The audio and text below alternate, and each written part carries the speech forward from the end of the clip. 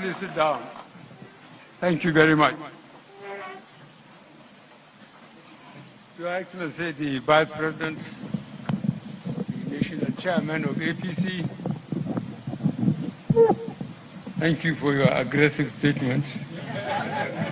Members of the National Working Committee, Your Excellencies, the governors present here, Senate leader and members of the National Assembly, Co-Chair Asuwaju Bola Ahmed Tinubu, APC party stalwarts, distinguished ladies and gentlemen.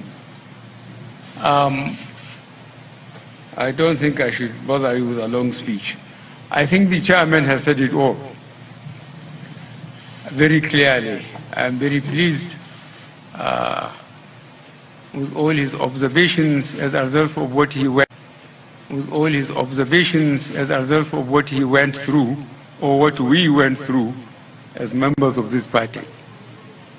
I had to leave my immediate constituency and come back to Abuja immediately because I was told of the decision of INEC about 4:45 in the morning.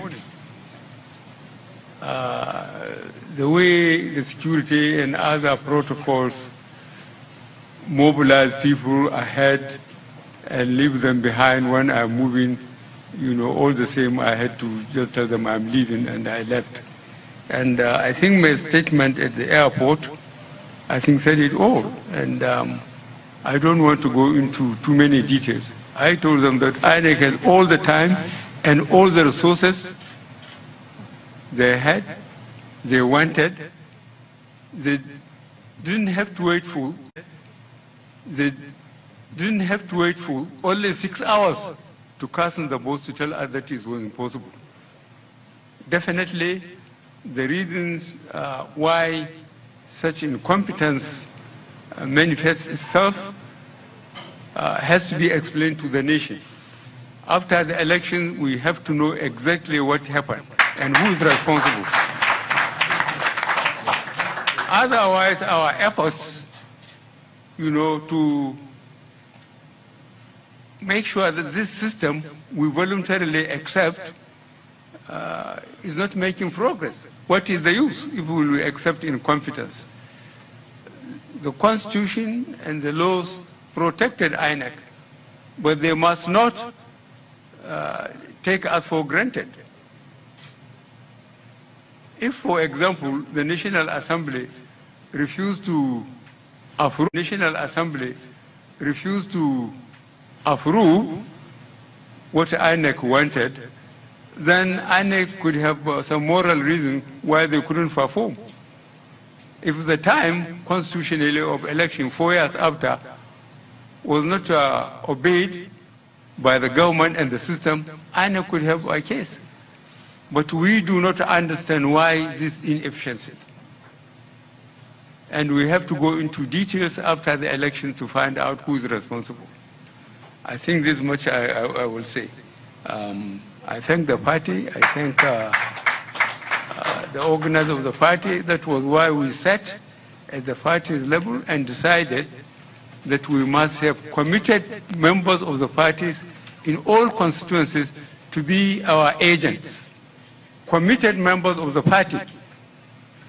I made that appeal to the chairman of the party. We shared it with. I made that appeal to the chairman of the party. We shared it with the vice president, and at the presidential committee, we said it. And that's why, again, we sat down, we worked out the list the party should do for at least 48 hours for our agents, so that they don't depend on anybody. They shouldn't go and say, I'm going to drink water, or I'm going to toilet. We made all those arrangements, and we put it before the governors and the chairman of the party, where we are in charge in the state, where APC, the governor. Where APC is not the governor, or hasn't got the government, the chairman of the party and the acting and the gubernatorial candidate of the party were given that responsibility. And I am satisfied this instruction has been passed down. So please, between now and Thursday, we have so we have so much to do. And I think we should again go back on our loyal, committed people in all constituencies, so that if anything happens, we have nobody to blame. We have to tell our constituencies that they have to be patient and must react in a very responsible way by going peacefully to vote again. And they should depend on party representatives at each polling unit out of 176,000 polling units. We have all calculated it, and they should be there, those who have been given the responsibility to watch the party's interest. And I do not expect anybody to make any disturbance. I have briefed the law enforcement agencies and the military.